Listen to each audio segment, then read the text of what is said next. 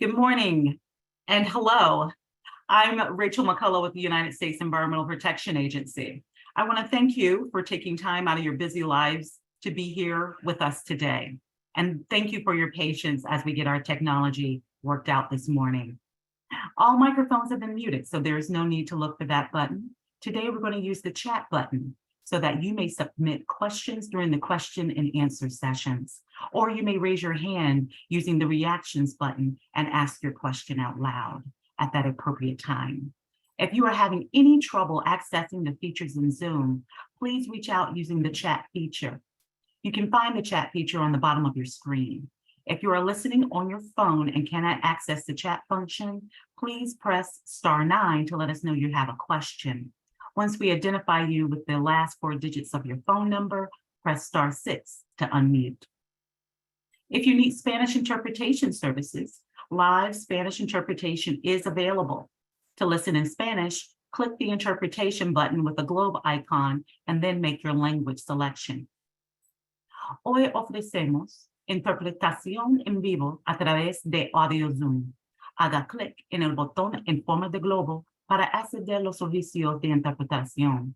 Luego, seleccione su idioma preferido, inglés o español. We're going to give folks another minute or two to join, and then we'll get started.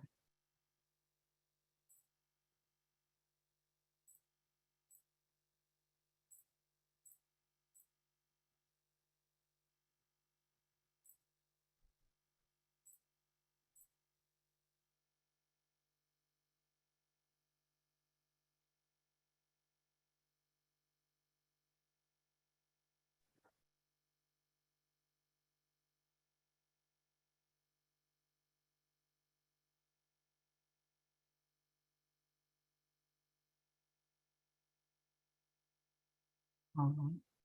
Good morning, everyone. For those of you just joining, I want to again thank you for taking the time to be here with us virtually today. Today, we'll be covering 2 proposed EPA actions to reduce ethylene oxide risk at commercial sterilization and healthcare facilities. These actions, if finalized, would apply to the American Contract Systems commercial sterilizer facility there in Fort Myers. I'm Rachel McCullough with the United States Environmental Protection Agency, and I'm the moderator for today's meeting. First, I want to acknowledge that for many of you, this is the first time you are hearing of this topic and are uncertain how it impacts your and your family's lives. And for that, we sincerely apologize. Our goal here today is to introduce you to this topic by providing an overview of what it is, why we are here, and what we are doing about it. While there is a sense of urgency to today's meeting, we want to emphasize that this is not the first or last time we'll be here. We are here today because our mission at EPA is to protect human health and the environment. And because EPA is taking a series of actions to reduce health risks from a specific chemical, ethylene oxide, that is both a source of air pollution in America and a source of potential risk to workers who work with this chemical. Today, we'll share background information about these health risks and the significant steps EPA is taking to protect workers who are exposed to this chemical, as well as people who live, work, play, or go to school or daycare near facilities that use it. And we'll also talk about how you can get involved in providing input on EPA's actions. We understand it can be hard to learn about potential health risks you might be facing, because some of the information for how EPA is addressing this risk can be pretty technical. I want to acknowledge that this is not necessarily an easy conversation we're going to have here today. As an agency, we are committed to meaningful community engagement and discussion on what environmental contaminants are impacting communities. That is why we are here today. We strongly believe that this communication is important and that for us to best protect health, we need to share the information we have with you all. It is also important that we do that in a way that is understandable and that helps inform decisions you might be making about your own lives. This is part of why we have set aside a lot of time today to take questions from you. If we say things today that are hard to follow, we speak with too much technical language, or we just don't cover things that are important to you, please let us know and we'll take the time to explain things a different way. Before we turn to the presentations, I want to take time to explain in more detail how the question and answer sessions will work. We're going to answer questions at different points throughout, after all the presentations are completed, and then at the end. Please feel free to submit written questions using the chat feature on Zoom, which is one of the buttons at the bottom of your screen during the question and answer part of the meeting. Any comment you have about the proposed action should be submitted via the regulations.gov website or as a written comment. We will provide direct written answers to some questions that come in as they come in, and for some others, I will read the question and our panelists will answer them out loud. We are going to do our best to answer as many questions as possible today. That may mean that we group similar questions together for our panelists. I may also ask our panelists to clarify or add detail if I feel an answer was unclear. If you feel that your question is important, we didn't get to it, or if you feel the answer to your question wasn't clear or quite what you were looking for, please know that you can email us at ETO@EPA.gov, and we will work to answer your questions there in the coming days. This is an informational meeting, and we will do our best to answer your general questions that you submit. If you wish to have your comments and concerns included on the record as part of the formal process for any of the EPA actions we're discussing today, that is a separate process. There are several ways to make your voice heard, and we will be discussing those in more detail as part of our presentations. So, with those instructions out of the way, I'd like to introduce those you will be hearing from today. We will have a welcome from the Acting Administrator for EPA Region 4, Janine Gettle, and a panel of EPA experts, including Caroline Freeman, Director for the Air and Radiation Division, Seneca Anderson, an engineer in the Air and Radiation Division, and Madeline Beal, EPA Senior Risk Communications Advisor. We will also have technical experts available during our Q&A session, including our partners at the Agency for Toxic Substances and Disease Registry and the Florida Department of Environmental Protection. The question and answer sessions are limited to the current rule and the risks that have been identified. Please be mindful that we are unable to accept verbal comments on the proposed rule and action, as those should be submitted formally online or via mail. As we get started with today's presentation, I would like to turn it over to the Acting Regional Administrator for EPA Region 4, Janine Gettle. Ms. Gettle has been with the agency for over 36 years and brings a wealth of expertise to the environmental protection work in the Southeast. In fact, Ms. Gettle has extensive knowledge with the two statutes we will be discussing today, the Clean Air Act and the Federal Insecticide, Fungicide, and Rodenticide Act. In her role as Regional Administrator, she oversees our agency goals of protecting human health and the environment here in the Southeast region. For those of you that don't know, Region 4 represents 8 states, including Florida, and 6 federally recognized tribes. Acting Regional Administrator Gettle is a strong and passionate leader who has dedicated her career to ensuring science and the law guides the protection of public health and the environment for all communities. R.A. Gettle, the floor is yours. Thank you, Rachel. Good evening or good morning. Thank you for taking the time out of your busy lives to be with us to learn more about the issue of ethylene oxide emissions in Fort Myers. I also want to thank the staff and the leadership at the Agency for Toxic Substances and Disease Registry and the Florida Department of Environmental Protection. We work closely with both of these organizations and their teams to ensure the fair implementation of environmental laws and the protection of public health and the environment, and we are very fortunate to have them coordinating with us throughout this process. As you've heard, we are here today to talk about air pollution from a chemical called ethylene oxide. My colleagues will discuss in more detail that ethylene oxide can cause health risks. And it is also an important chemical to ensure the safety of a wide variety of medical devices that are used by doctors, hospitals, and dentists. This chemical is used in a type of facility known as a commercial sterilizer. There are about 86 commercial sterilizers around the country, and some of them are emitting ethylene oxide into the outdoor air at a level that is concerning. This includes the American Contract Systems facility here in Fort Myer. We are here because EPA is in a rulemaking process to address risk from these types of facilities. EPA is committed to communicating clearly, frequently, and as transparently as possible on matters of risk. So it was extremely important to us that we convene a meeting with you, the residents and other impacted groups near the American Contract Systems facility. A typical EPA rulemaking process flows like this. A rule is proposed with an identified public comment period, which is typically 30 days, but sometimes 60 or 90 days, depending on the nature of the rule. The agency then takes a year to read the comments that are submitted, respond to them, and finalize the rule. And the company typically has 3 years to come into compliance. This traditional process only provides the community with a certain amount of time to learn about the rule and provide feedback, all during the rulemaking process. However, we are in unprecedented times of access, equity, and leadership. So as we began our rulemaking process last fall, EPA also began conducting early outreach to communities with commercial sterilizers emitting ethylene oxide over certain risk levels.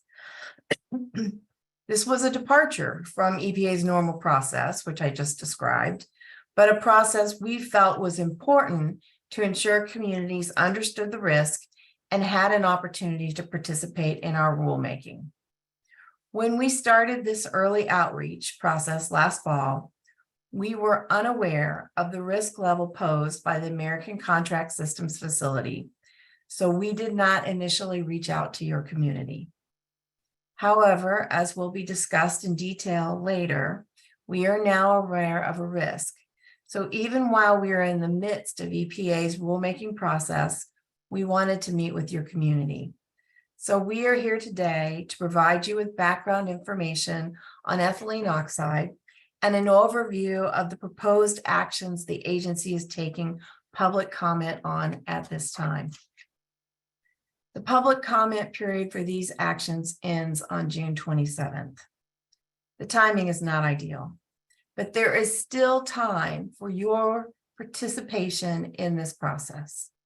Our purpose here today is to give you information so that you will be informed on how this issue impacts you, your family, your community, and you can make an informed decision about participation in the public rulemaking process.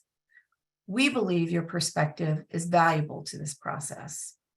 As I stated earlier, although we are in the midst of the public comment period, this is only the beginning of the conversation.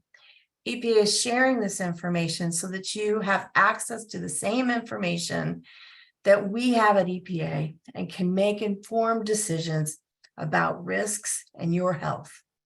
EPA is committed to keeping you informed throughout this process. Before I turn it back over to Rachel, I want to leave you with the following. Risk in Fort Myer is high, and EPA is concerned about the risk. We are committed to protecting health in communities facing risk from ethylene oxide, and we are taking this issue seriously. I commit to you today that we will continue to work on this issue until the risk levels are reduced.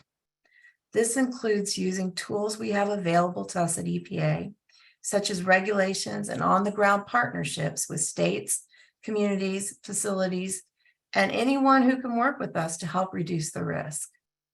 These partnerships have already reduced risk in a number of communities, but we need to do more. You deserve to be part of this process, to have your voices heard, your concerns shared, and your needs met. We are here to provide you with the background information to assist you as you ask questions today, and as importantly, as you determine whether you want to participate in the public comment process so that you can put your perspective on the official record. You can also find more details about everything we talk about today, including how to make your voice heard on EPA's website over the phone by directly emailing us and submitting formal comments for the record. Again, formal comments for the record must be received by June 27th. Thank you again for joining us today, and I will now turn it back over to Rachel. Thank you, Janine. Our next presenter today is Caroline Freeman.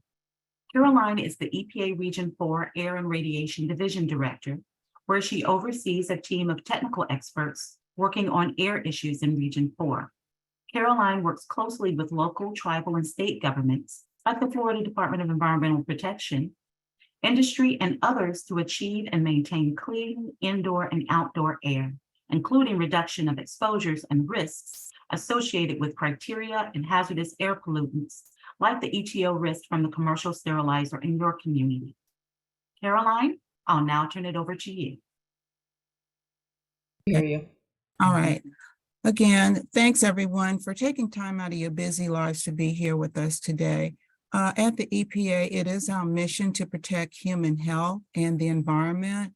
And you've already heard that there is a pollution in this community. It's coming from an air toxic that is called ethylene oxide, which we often refer to as EtO.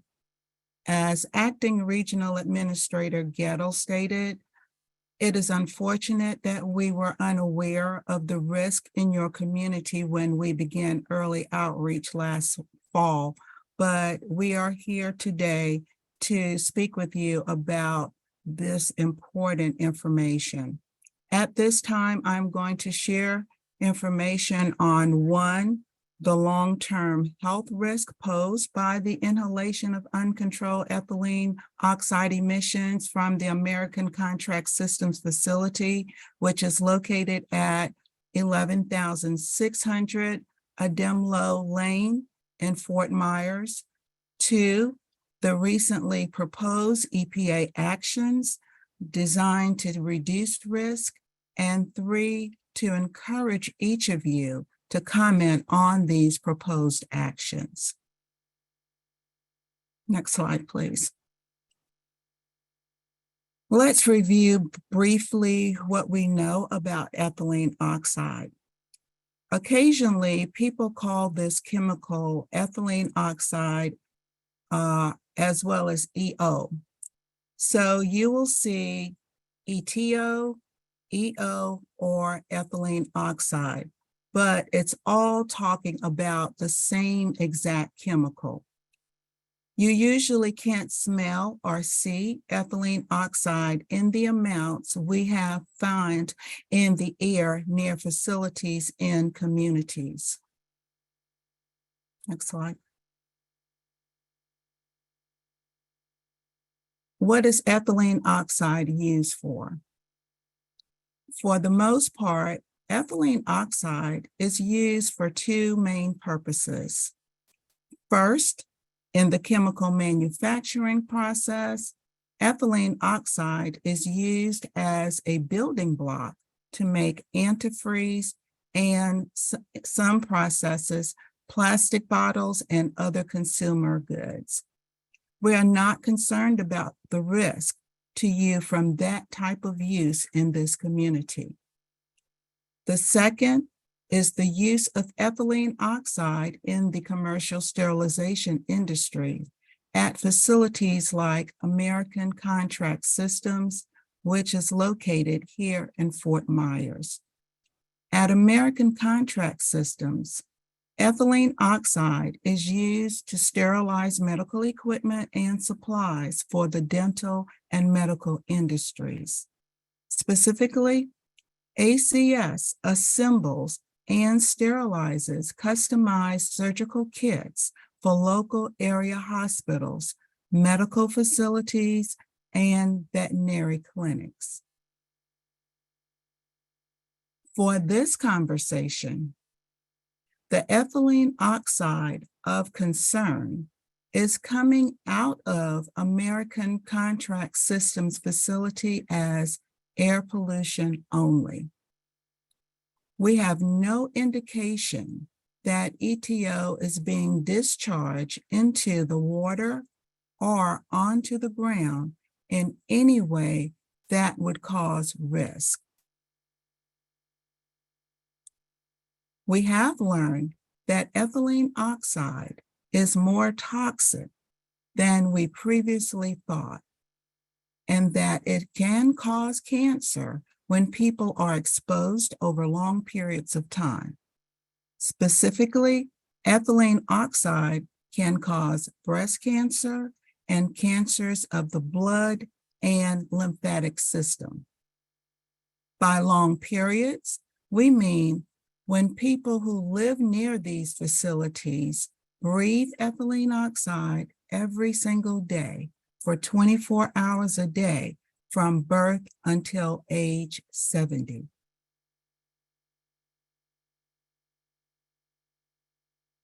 It is important to point out that some people are more at risk from exposures to ethylene oxide than others, either because they spend more of their time in areas where there is a lot of ethylene oxide, like workers who work at these facilities, or it can happen because for some reason their bodies are more susceptible. Children and babies are more vulnerable to ethylene oxide exposure, and because we know that children are more vulnerable, we explicitly consider that in our analysis. Today, we are also here to inform you of the most recent steps that the EPA have taken to deal with this exposure from operations such as the American Contract Systems located in Fort Myers. At the EPA, we have proposed 3 separate regulatory actions to lower emissions of ethylene oxide into the air to reduce the health risk that it poses. We believe the best way to reduce the risk that ethylene oxide poses is to reduce its usage and to reduce the amount that is emitted into the environment. First, we have proposed more stringent standards under the nation's pesticides control law, the Federal Insecticide, Fungicide, and Rodenticide Act, or what we refer to as FIFRA. These more stringent requirements will apply to all uses of ethylene oxide as a pesticide or sterilizing agent, and are designed to provide greater protection to workers and communities. Second, we have proposed to strengthen our existing federal regulations that govern air emissions from commercial sterilizers like American Contract Systems. These proposed changes are designed to specifically, 1, reduce air emissions from these facilities, and 2, reduce risk to the surrounding communities. And third, we have proposed to strengthen our existing federal regulations that govern air emissions from chemical manufacturing plants.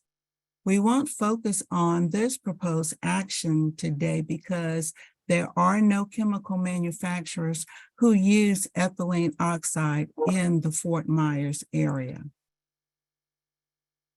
Seneca and Madeline will be sharing more detail about the first 2 proposed actions in a few minutes, and how those proposed actions will reduce ethylene oxide usage and minimize emissions. I want to talk briefly with you about understanding risk. And sharing a little bit more detail, the analysis we have completed and what it tells us about these facilities. EPA scientists analyze the best information and data available some of which were collected from these facilities in 2021 and 2022. The EPA then combined that data with other local information like weather patterns and the locations of homes. Using those factors, the EPA was able to model the risk from ethylene oxide. I want to note that the EPA's analysis only reflects your potential exposure risk related to ethylene oxide from American contract systems. So the risk that I'm sharing information about today is an additional or incremental long-term risk of getting certain cancers from ethylene oxide that we have modeled. To estimate risk from a given chemical, we need to know three things: how toxic the chemical is and how close the source is, how much of the chemical is in the air, and how long throughout a person's life he or she may have been exposed to that chemical. Because EPA's analysis must be protective of human health, we use estimates of how long people are exposed that are on the extremely high end.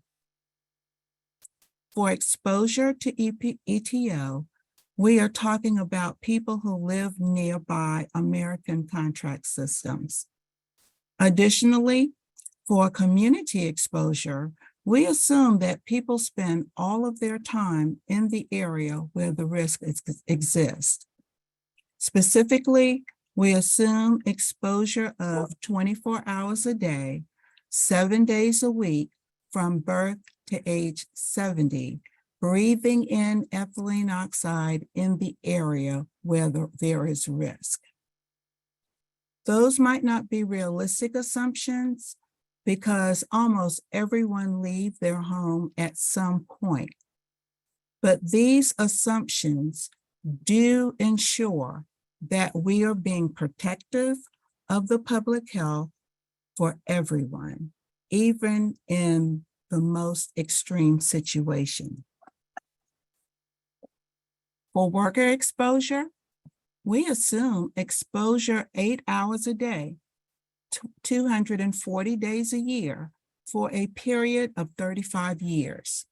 And we also take into account any worker protection that are in place, such as personal protective equipment.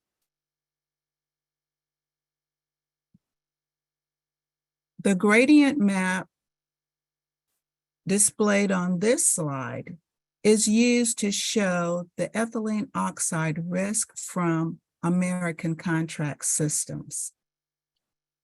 I would also preface that we believe that there is elevated risk to people who live near American contract systems. But I also want to be clear that there is also potential risk to people who work in these facilities or who work or go to school nearby these facilities. Now, I want to point out a few features on the map. The dark orange box is the facility itself. The lighter orange area is a non-residential area near the facility where risks are high. And the blue area includes residential areas where risks are at or above 100 in a million. The area of elevated risk extends roughly half a mile to a mile in all directions from the ACS facility. From Page Field Airport and the Florimond Manor neighborhood in the north to Sunrise Boulevard and the Villas and the Rockery neighborhood in the south. And from US Highway 41 in the west to Honeysuckle and Ranchette roads in the east.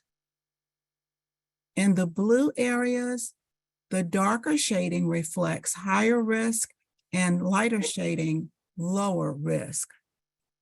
Albeit at above 100 in a million, note that as you move away from the facility, the blue shading gets lighter, meaning that the risk gets lower. I want to note that there is some uncertainties in these estimates as both operations at the facility and weather can change, but these are the best health protective estimates that we have available. At EPA, we use 100 in a million as our benchmark for identifying whether risk levels are considered higher and are of concern to EPA. When we say 100 in a million, we are saying that we estimate ethylene oxide exposure could contribute to an increase of 100 cancer cases if 1 million people were exposed at that concentrated level for 24 hours a day, 7 days a week, from birth to age 70. We start our calculations at birth because we want to make sure we are protective of children. Under the Clean Air Act, we focus on risk where people live. We are also concerned about risk to workers or others who might spend part of their time in the light yellow or non-residential area and in the facility itself. But for this analysis, the EPA focused its modeled risk on residential areas. We will share more on actions that the EPA has taken to address risk to workers and others who spend increased time in these non-residential areas near facilities in a moment. The information we're sharing today and that we have posted on the web is all based on information that EPA collected from American Contract Systems about their use of ethylene oxide. In many areas, several facilities have already taken action to reduce ethylene oxide pollution, and others are planning to do more to reduce their ethylene oxide fugitive releases. At EPA, we are very concerned about the risk in this community. We have also learned that ethylene oxide is not a chemical that lasts for a long time in the environment. Like lead or the forever chemicals like PFAS that you've been hearing about, this means that by reducing the amount of ethylene oxide coming out of this facility, it will also reduce risk to the neighboring community right away. Again, today, our focus is on American Contract Systems, which is located at 11,000 Adelmo Lane here in Fort Myers, Florida. The facility has been utilizing ethylene oxide to sterilize surgical kits and medical supplies and equipment since 2011. Thank you for your attention today. And at this time, I will turn this program back to our moderator, Rachel, to share some additional information with you. Rachel? Thank you for that information, Caroline. For those of you who are just joining us, you will be able to use the chat button or raise your hand during the question and answer portion of the meeting so that you can ask questions. If you are listening on your phone and cannot access the chat function, press *9 to let us know you are having technical issues. Once we identify you by the last 4 digits of your phone number, press *6 to unmute. At this time, we're going to continue on with our next presentation.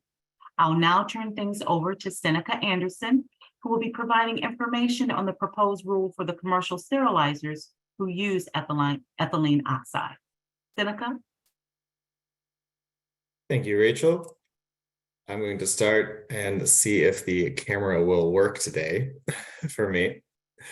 All right. Thank you all for the opportunity to speak to you all today. I'm Seneca Anderson, and I work in the Regulatory, Communities, and Air Toxics section in the Air and Radiation Division at EPA's Region 4 office. The short version of that is that I'm an environmental engineer on Caroline's staff. Today, I will be talking to you about the more technical aspects of EPA's proposed action under the Clean Air Act and how it will reduce emissions of EtO from commercial sterilizer facilities like the American Contract Systems facility here in Fort Myers. As Caroline mentioned earlier, EPA is proposing 3 actions to reduce emissions of EtO. I will be continuing Caroline's overview of the proposed rule for commercial sterilizers under the Clean Air Act with some technical details on how the proposed regulation will reduce EtO emissions from these types of facilities. Just a quick overview to mention that the Clean Air Act, which is a federal law, gives EPA the authority to regulate sources of air pollution. Additionally, the Clean Air Act amendments of 1990 authorize EPA to regulate sources of a subset of air toxics that we call hazardous air pollutants. There is a specific list of these air pollutants, and EtO is on that list.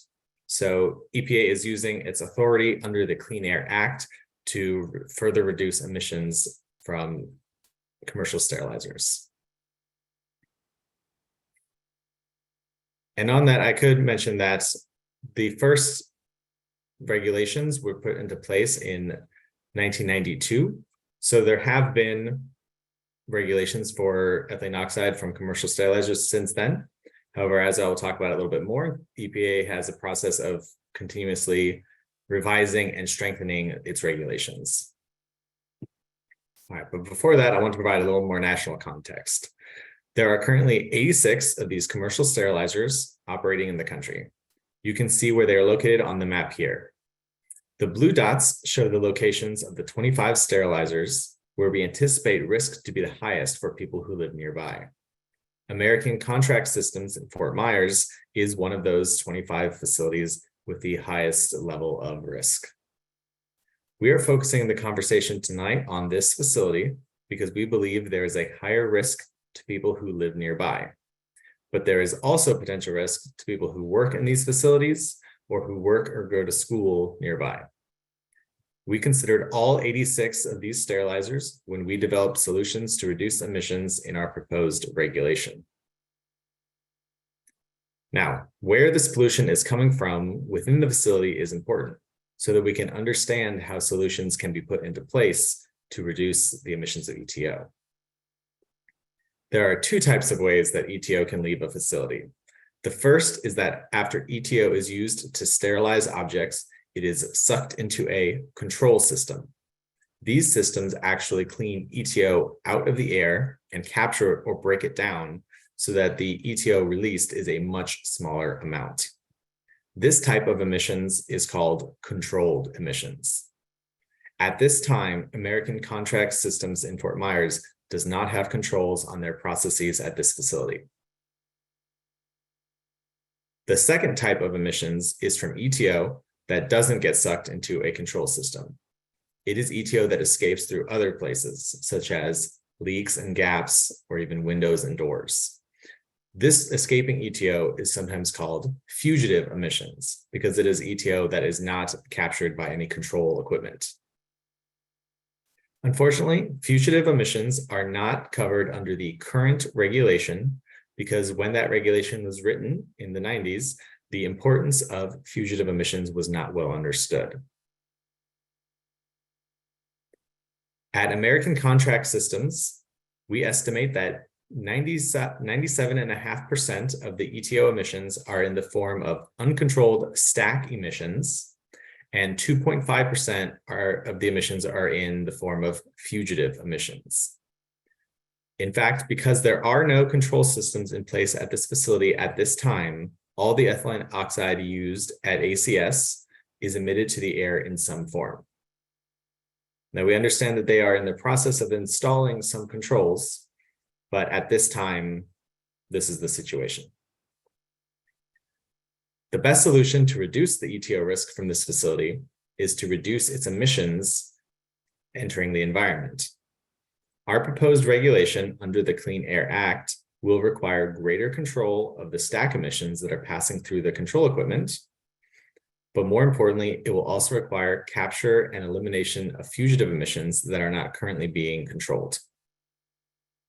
We estimate that our proposed regulation under the Clean Air Act will reduce EtO emissions from all commercial sterilizers across the country by 19 tons per year, which is about an 80% reduction nationwide. More importantly, our proposed regulation will ensure that the lifetime cancer risk will be below 100 in a million for all communities located near any of these facilities, including here in Fort Myers. We are proposing a compliance deadline of 18 months after we issue our final rule.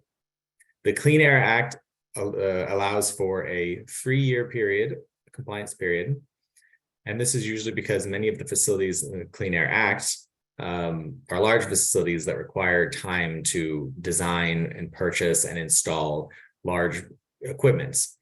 However, in this situation, EPA determined that given the types of facilities, the commercial sterilizer facilities, and the types of equipment that can be put into place, that a shorter compliance period would be acceptable and appropriate and needed.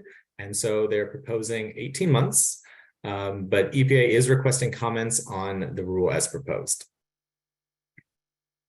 I will reiterate that by reducing the amount of EtO coming out of this facility, the risk to the community will also be reduced. To ensure that the proposed regulation under the Clean Air Act will result in lower EtO emissions, we are also proposing to improve American contract systems and other sterilizers' accountability by requiring more robust testing, monitoring, and reporting requirements of EtO emissions. We are proposing to significantly increase the monitoring requirements of EtO emissions to include continuous monitoring, and we are requesting comments on the rule as proposed.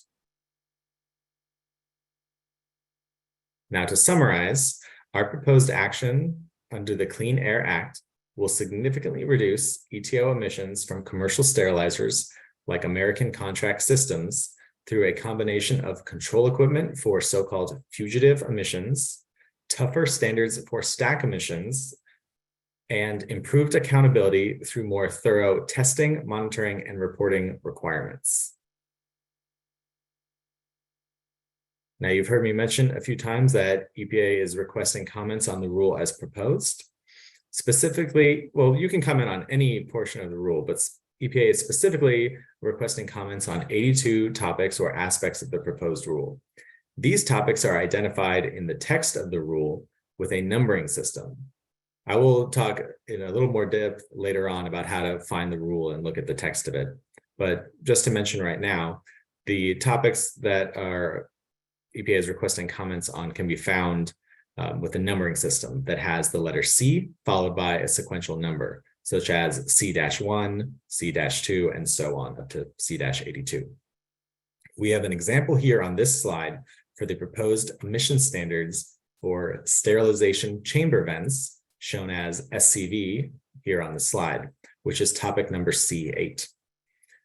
When you're reading the proposed rule, you can just scan for the topic numbers, or you can do a computer search, Control F for C- and then the number you're looking for. All right, now I've mentioned briefly the timeline, but just to go over again, the proposed regulation under the Clean Air Act was published in the Federal Register on April 13th.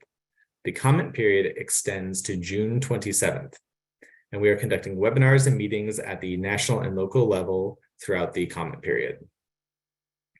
We expect to issue the final rule within 1 year of the end of the comment period, and we are proposing a compliance deadline of 18 months once the final rule is issued.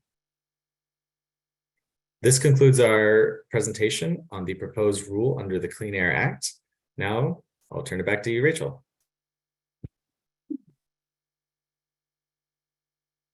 Thank you, Seneca. I would just like to remind everyone that you can place your questions in the chat feature in Zoom following the next presentation.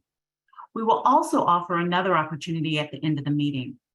Now we're going to transition to Madeline Beal, EPA Senior Risk Communications Advisor. Madeline is here to talk with you today about EPA's proposed actions to address EtO under our EPA Office of Chemical Safety and Pollution Prevention. Madeline?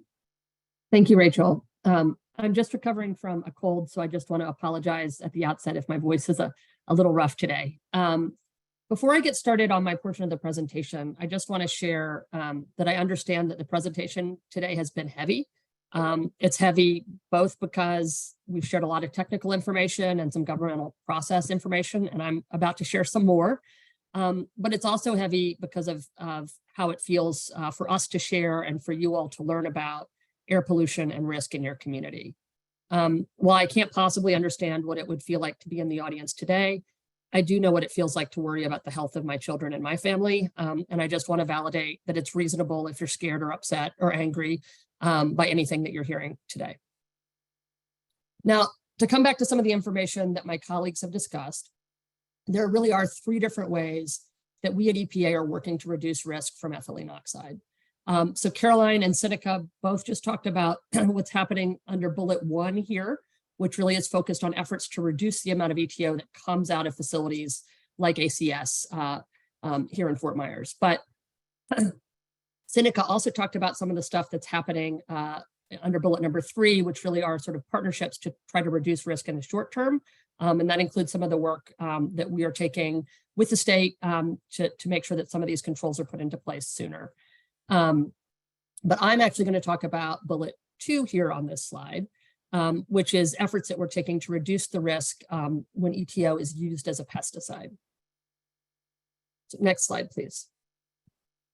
So one thing to note is that sometimes when we talk about EtO being used as a pesticide, that is, sometimes people don't understand that a pesticide can be used in the context to sterilize things as well. So oftentimes people think of agricultural uses of pesticides, but at EPA, when we think of how EtO is used to sterilize things, it is actually used to kill germs and bacteria and viruses, and that itself is being used as a pesticide.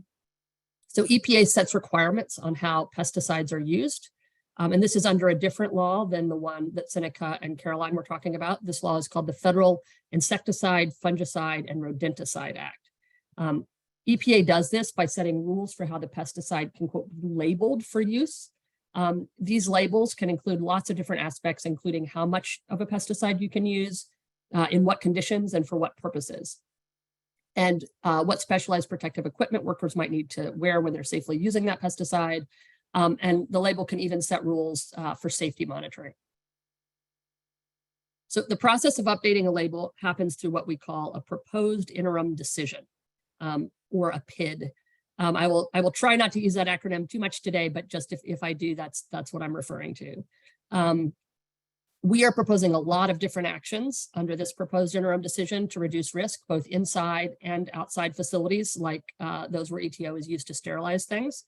And I'm going to cover those in a bit of detail in a moment. But before I get to those actions, I want to talk a little bit about the analysis that we completed that shows us why those actions are needed.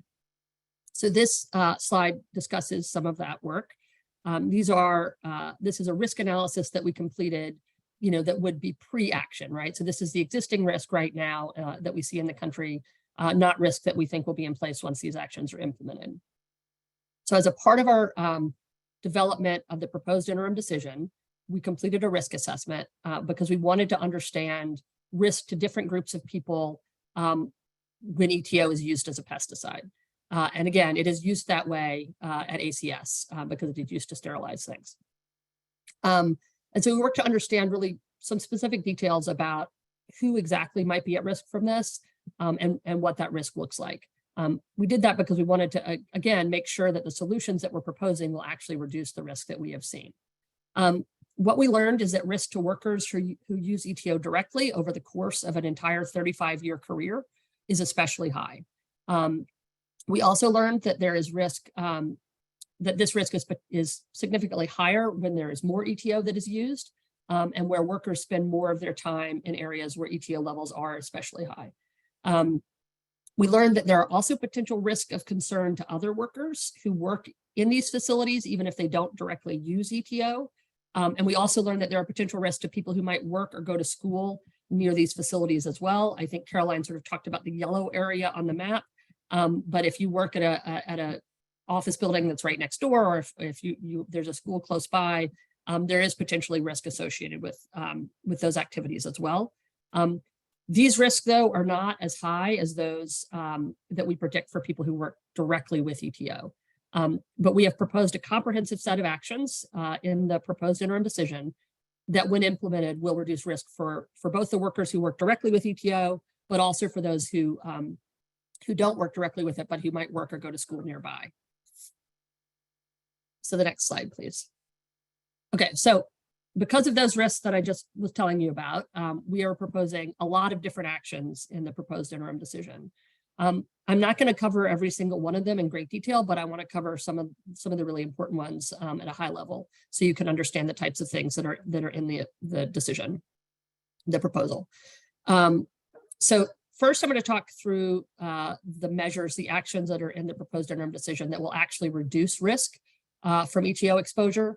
And then I'm going to talk about, in just a minute, I'm going to talk about some of the actions that will also help us be accountable and hold facilities accountable to make sure that that risk is reduced. But first, for the actions that will directly reduce risk. So one thing we're doing is proposing reducing the amount of ETO that is used to sterilize things. The Food and Drug Administration is responsible for making sure that when things enter the medical supply, that they are sterile and safe to use. We want to make sure that our medical equipment is safe. But the FDA also has different methods that are approved to make sure things are sterilized, and some of them use less ETO than what some facilities use right now. And so we want to push facilities to use less while maintaining that sterility of the supply chain.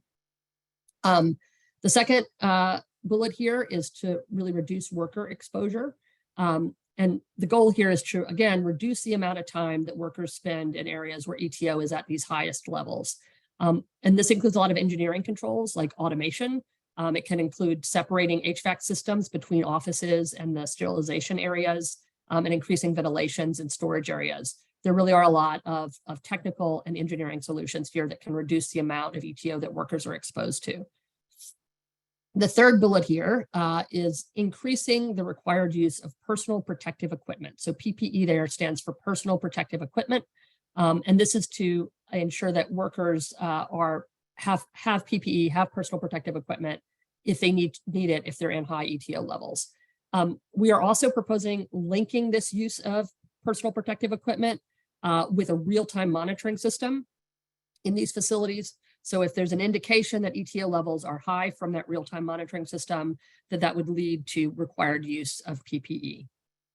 The fourth bullet here is we are, and this does not apply to the ACS facility here in Fort Myers, but it applies in some places. We are actually just saying that certain uses of ETO are no longer allowed in this proposal because there are appropriate alternatives. So this includes some archival uses of ETO for sterilizing things that might be in museums or musical instruments.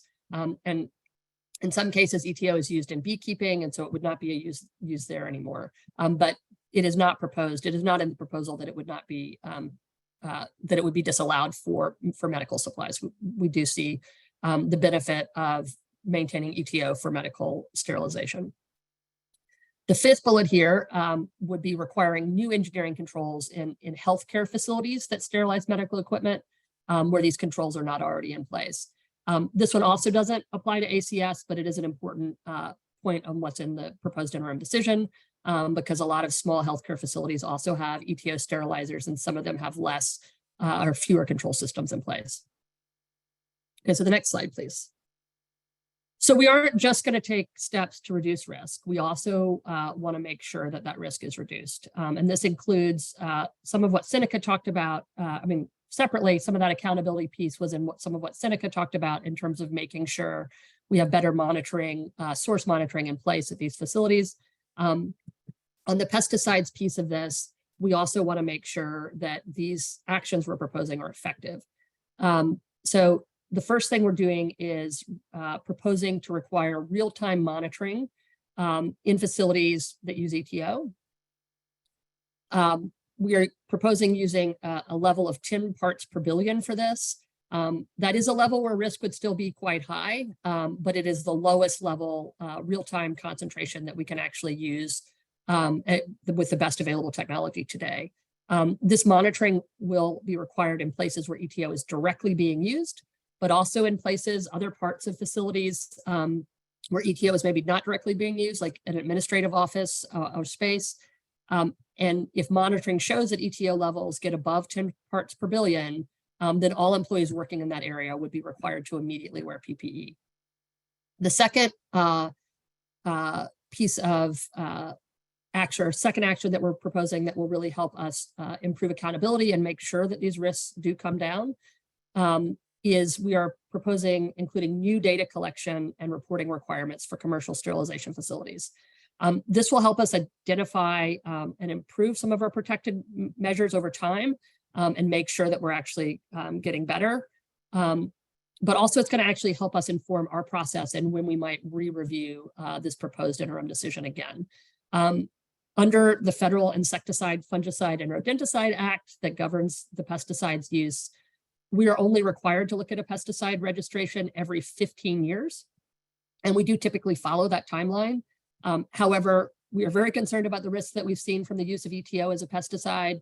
And we are committed to accelerating the timeline if we need to, if this data that we are collecting does not show that risk actually comes down.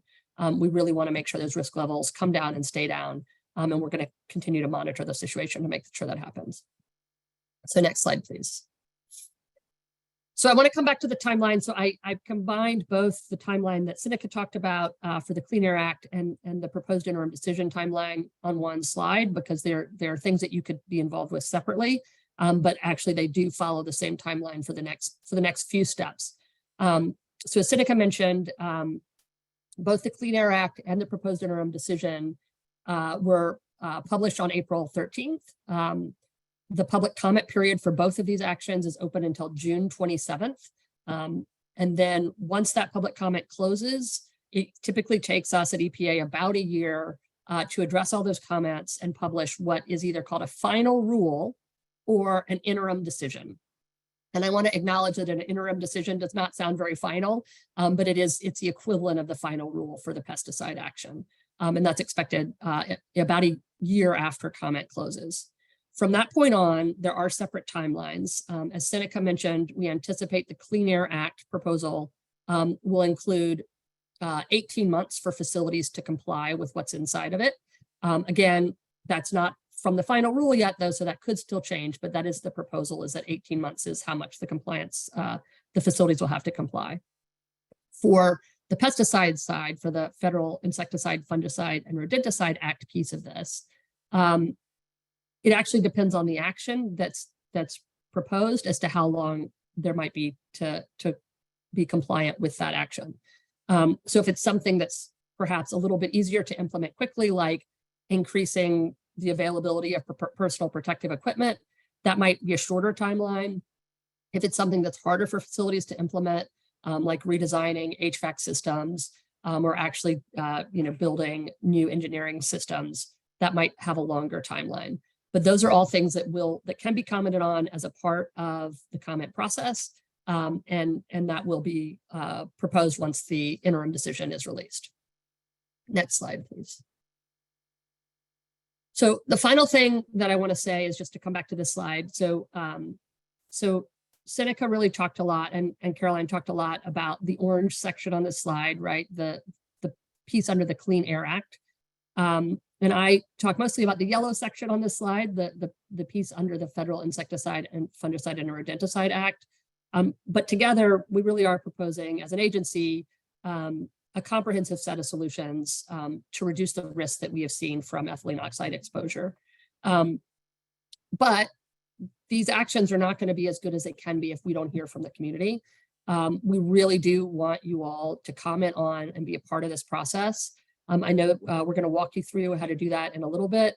But the reason we're here today is because we want to make sure that you all have a voice in this process, because we know these rules will be stronger. These actions will be stronger if the community has a voice. And that's all I have. So I will turn it back to Rachel. Thank you so much. Thank you very much, Madeline. We will take a few questions from you via the chat feature, and if you like to raise your hand, we'll allow you to ask your questions out loud.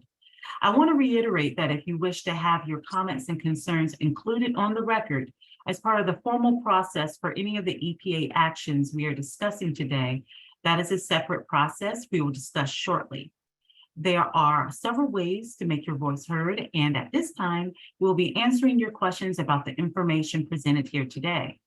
In addition to our EPA speakers that you've heard from already, we have several additional experts and partners with us today who may help address certain questions to ensure we provide the fullest answer. The panel is coming off camera now, and I'll introduce them briefly. First, we have Hastings Reed with the Florida Department of Environmental Protection Air Division. He's the Deputy Director. Sterling Woodward, Dr. Michelle Ziegler and Peter Kowalski with the Agency for Toxic Substances and Disease Registry, ATSDR. Dr. Rashidra Walker, and toxicologist with the Environmental Protection Agency, and Sarah Watterson, a monitoring expert with the Environmental Protection Agency. All righty. So I don't see any hands just yet, but I will go to the chat. We do have one hand raised as well. Oh, now we do. See. All right, thank you, Laura. All righty. So the first question, where can I find the map that was shown or of the affected neighborhoods? Can you send a link? It was hard to see on the phone screen. We apologize for that. We know that was a little small. I think that we're working on sharing that. Brandy Jenkins, or do we have a status on the map that was shown? Or can we show it?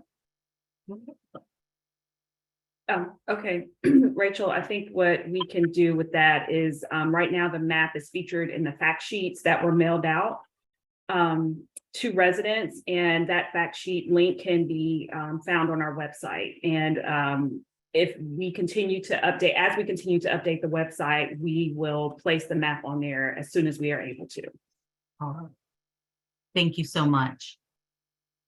Brandy Jenkins is our Public Affairs Director. I neglected to introduce her. My apologies. And she's going to help me. So our next question is, data tells us that the children are the most vulnerable. There are 3 schools in the blue zone area. Evangelical Christian School, closest to ACS, Villas Elementary School, second closest, and Montessori School of Fort Myers, third closest. What outreach is the EPA doing to connect with the families of these schools? Does EPA issue recommendations to these institutions to provide another layer of protection to their students, such as any type of air filtering / scrubbing equipment that can be retrofitted on the current HVAC systems? Okay, Rachel, this is Brandy. So I can answer the first part of that as far as what outreach are we doing with the impacted students and their families. Our outreach is dynamic, as you all just heard. We wanted to get this information to you as soon as possible. And as we are doing that, we are continuing to reach out to other impacted groups like schools and other groups in the area. So that information is still in the works. And then Rachel, I think we can turn the rest of that over to Seneca first, and then Hastings with the Florida DEP may have something to add. Yeah. I apologize, Rachel, could you repeat the question? Sure. Does EPA issue recommendations to the institutions to provide another layer of protection to their students, such as any type of air filtering / scrubbing equipment that can be retrofitted on current HVAC systems?